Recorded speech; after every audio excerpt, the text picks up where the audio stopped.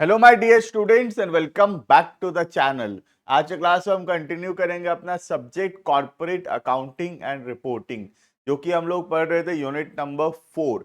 पहला 3 unit already upload हो रखा है। यूनिट नंबर 4 के अंदर टॉपिक चल रहा था consolidated financial statements. Already 3 videos upload हो रखे हैं कंसोलिडेशन के।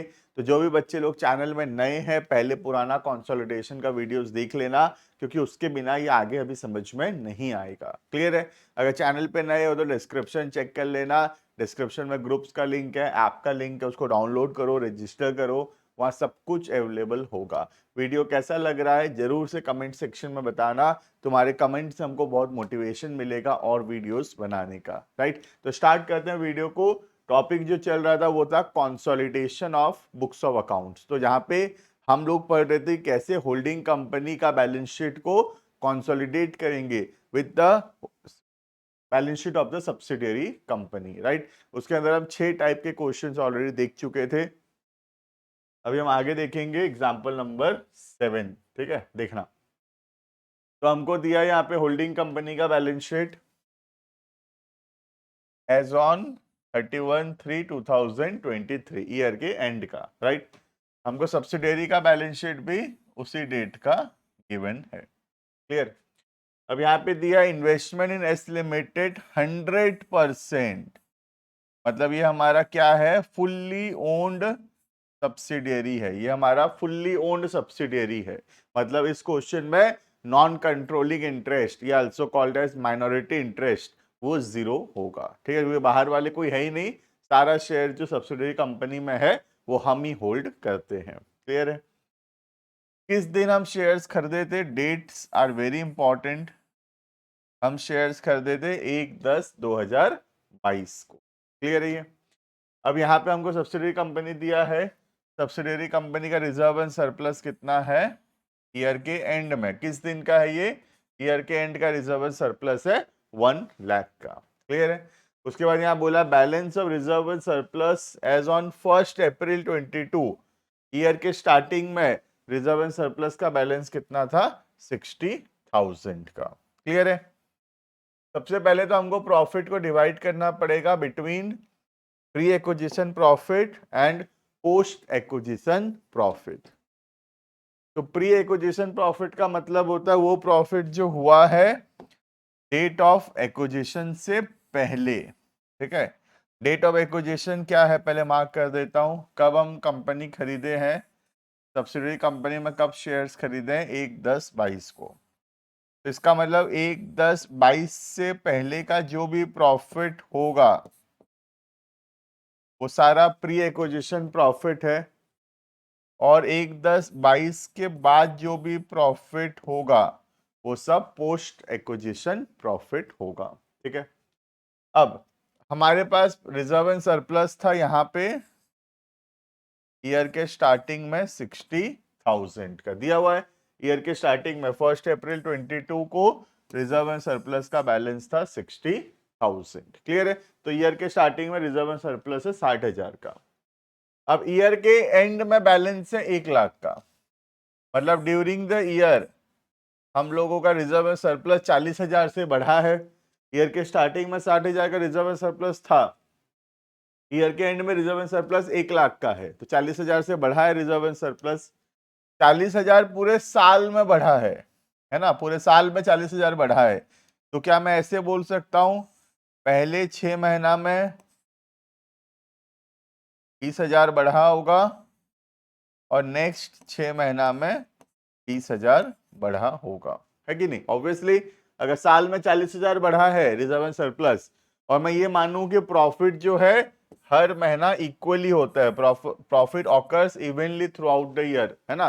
तो 40,000 में से पहला 6 महीना का 20,000, बाद के 6 महीने का 20,000। क्लियर है? तो कितना हुआ प्री एक्विजिशन देखना, 60,000 और 20। तो प्री एक्विजिशन प्रॉफिट जो है, प्री एक्विजिशन प्रॉफिट है 80,000 का। राइट, और ये बाद में कितना प्रॉफिट हुआ? बाद में पोस्ट एक्विजिशन प्रॉफिट जो है वो है 20,000। क्लियर है? सबसे इंपॉर्टेंट यही था, how to calculate pre and post acquisition profit. Clear है? अब बहुत इजी है, अब फटाफट से सॉल्व करेंगे। सबसे पहले निकालेंगे COC,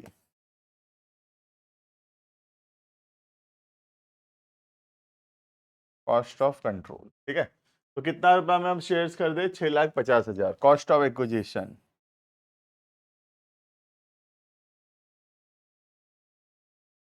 6,50,000 में हम शेयर्स खरीदे हैं, ठीक है। उसमें लेस करेंगे शेयर कैपिटल में हिस्सा 5,00,000 लेस, पूरा फुल्ली ओन्ड सब्सिडियरी है तो पूरा शेयर कैपिटल हमारा ही है, 5,00,000 पूरा शेयर कैपिटल हमारा है, पूरा प्री एक्विजिशन प्रॉफिट हमारा है ना, share in pre acquisition profit पूरा 80,000 हमारा हुआ, राइट। तो ये आएगा गुडविल 70,000, क्लियर है, 70,000 आ गया गुडविल, क्लियर है। उसके बाद होल्डिंग कंपनी में रिजर्व एंड सरप्लस का बैलेंस कितना आएगा in the consolidated financial statement. यहाँ रिजर्व एंड सरप्लस कितना है, ऑलरेडी 6,00,000 है ना। किसका रिजर्व एंड सरप्लस देखा मैं, होल्डिंग कंपनी का। Reserve and surplus of holding company कितना है, 6,00,000 है। ऐड करेंगे post acquisition profit of S limited, S limited का पोस्ट एक्विजिशन कितना है, 20,000। तो रिजर्व एंड सरप्लस जो आएगा कंसोलिडेटेड बैलेंस शीट में वो होगा 6,20,000 का, क्लियर है। अब हम फटाफट से बना पाएंगे आराम से balance sheet.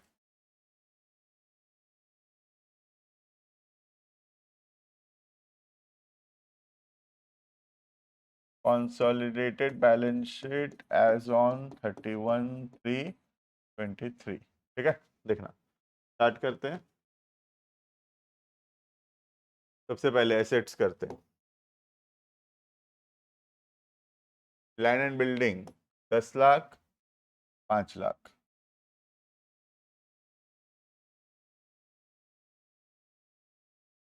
15,00,000। Land and machinery 5,00,000, 2,00,000,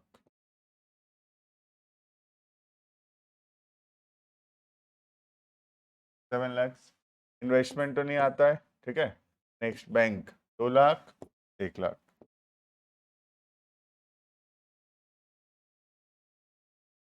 3,00,000, clear है ये।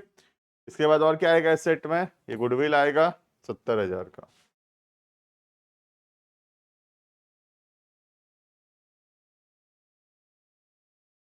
क्लियर। लाइबिलिटी साइड देखते हैं, शेयर कैपिटल 15,00,000, ये शेयर कैपिटल तो नहीं आता सब्सिडियरी का।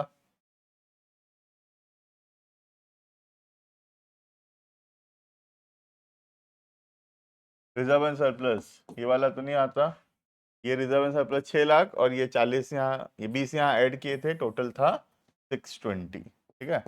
कितना आएगा रिजर्व एंड सरप्लस, 620 आएगा। 620 कैसे, 6,00,000 होल्डिंग कंपनी का और 20,000 सब्सिडरी कंपनी का पोस्ट प्रॉफिट पे होल्डिंग का हिस्सा, क्लियर। नेक्स्ट क्रेडिटर्स 1,00,000, यहाँ क्रेडिटर्स है नहीं, माइनॉरिटी इंटरेस्ट तो इस क्वेश्चन में नहीं है। डिवेंचर्स 1,50,000, 2,00,000।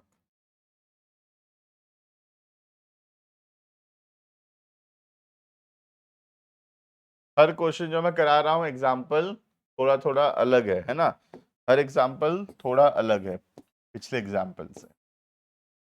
देखना टोटलिंग करेंगे, 15, 6, 21, 22, 22 और 24, 24, 70।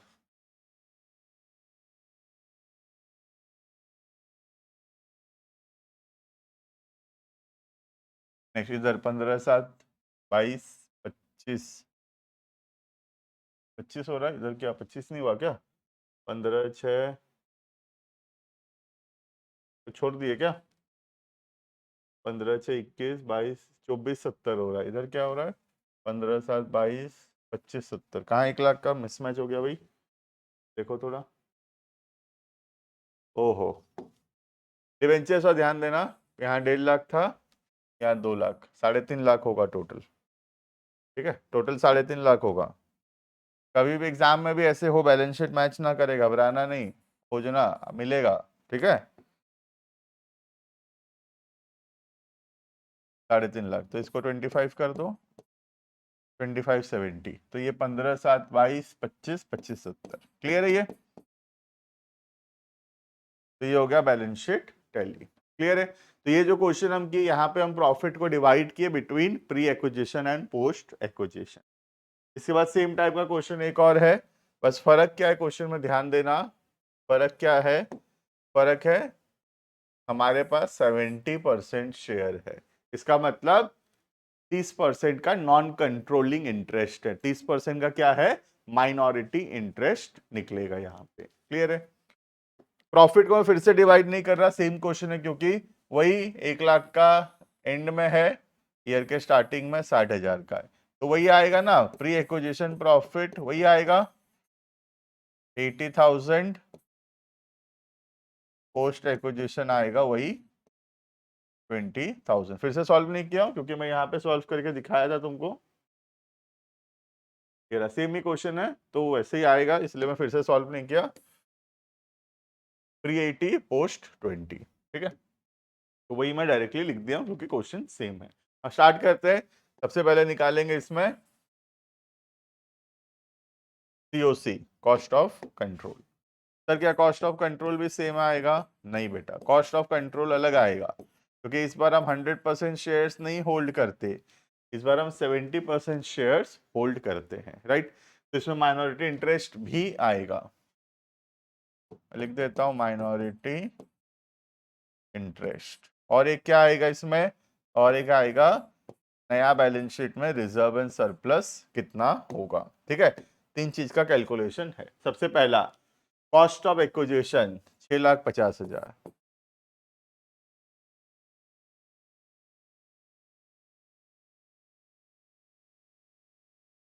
ठीक है। अब इसमें लेस करेंगे शेयर कैपिटल का हिस्सा, शेयर कैपिटल 5 लाख है, ठीक है।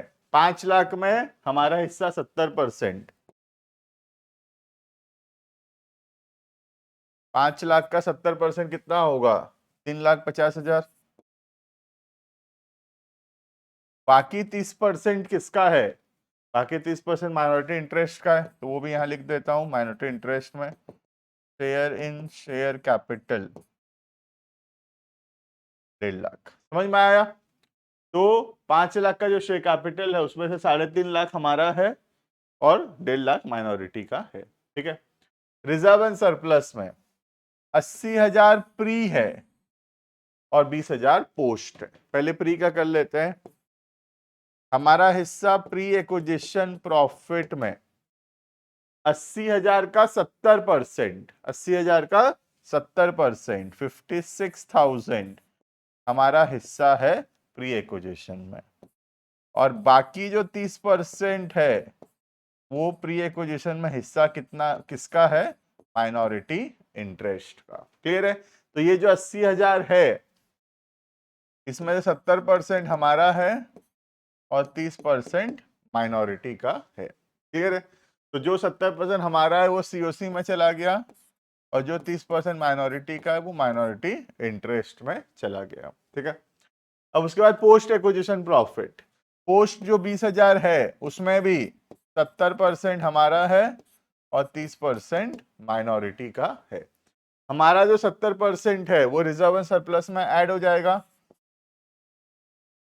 Share in post acquisition. 20,000 का 70%, 14,000 हमारा हिस्सा है जो रिजर्व एंड सरप्लस में ऐड होगा, और जो माइनॉरिटी का हिस्सा है 30% वो यहीं आ जाएगा माइनॉरिटी इंटरेस्ट में, शेयर इन पोस्ट एक्विजिशन। 20,000 का 30%, 6,000, क्लियर। इतना करने के बाद सारा वर्किंग नोट हमारा हो गया है। फटाफट से सॉल्व करेंगे। ये आएगा गुडविल, ठीक है। कितना आएगा देखना, 3,50,000 और 4,06,000 माइनस करना है, तो 4,06,000 माइनस करेंगे तो बचेगा 44, 2,44,000, क्लियर है ये। 2,44,000 यहाँ पे बचेगा। माइनॉरिटी इंटरेस्ट कितना आएगा देखते हैं, माइनर इंटरेस्ट आएगा 180 का। क्लियर है? और उसके बाद हमारा रिजर्व एंड सरप्लस कितना था? 6 लाख। तो हमारा होल्डिंग कंपनी का रिजर्व एंड सरप्लस था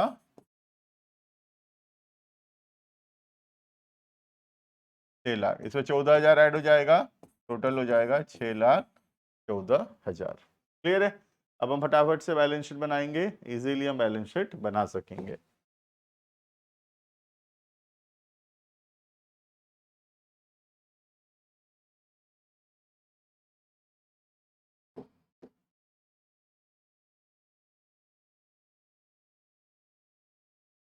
हेडिंग क्या है? Consolidated balance sheet of H limited as on 31/3/2023। ठीक है, स्टार्ट करेंगे। सबसे पहला land and building 10 lakh, 5 lakh. अब तो तुमको मेरे हिसाब से आराम से कंसोलिडेशन हो जाना चाहिए तुमसे। बहुत सारे एग्जांपल्स हम कर लिए, अब कंसोलिडेशन में पकड़ आ जाना चाहिए। 5 lakh, 2 lakh,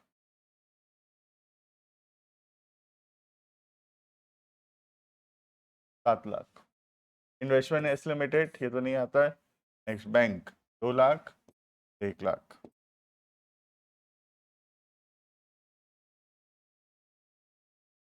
clear?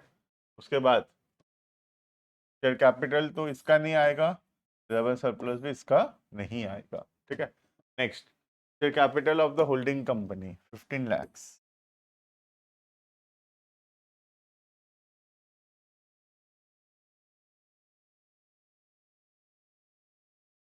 Next reserve and surplus ये वाला आएगा जो निकाले 6,14,000। 6 लाख हमारा और 14,000 हमारा हिस्सा in the post acquisition profit of the subsidiary. Next creditors 1 lakh.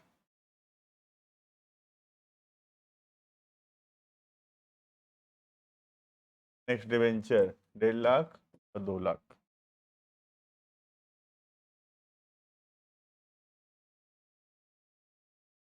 ठीक है, उसके बाद कॉस्ट ऑफ कंट्रोल निकाले थे हम, गुडविल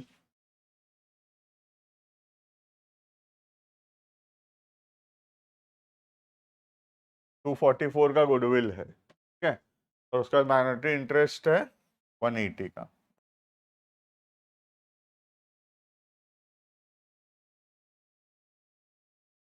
क्लियर है? माइनॉरिटी इंटरेस्ट है 1। टोटलिंग करेंगे, अगर सब कुछ ठीक होगा तो ये मैच करेगा।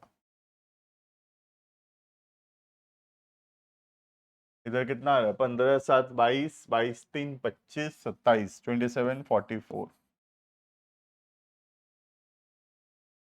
इधर देख लो,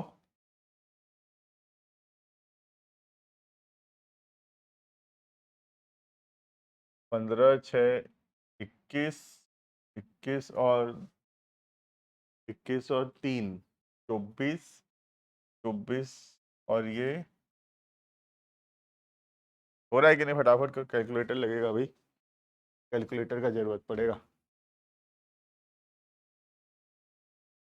15 लाख प्लस 6,14,000 प्लस 1,80,000 प्लस